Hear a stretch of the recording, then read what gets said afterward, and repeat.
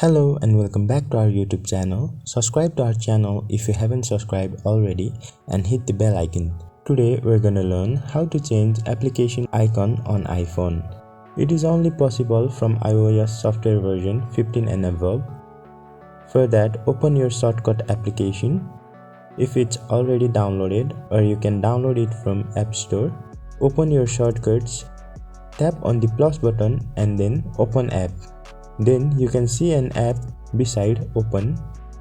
Tap on it and select application of which you want to change the icon. Now you can see the icon beside the cross icon on the top right corner. Tap on it and then tap on add to home screen. Then you will reach to this panel. Now add a name for the application and then tap on the app icon. Now you can either take a photo or choose photo from your photos. Here I'm choosing an image from photos. Now you can also adjust it if you want and then tap on choose and finally tap on add. Now you can see a new app on your home screen with the image and the name you provided. If you open it, you will reach to the app you selected before. Here on my iPhone it was Instagram, and it opens Instagram. Thank you for watching the video till the end.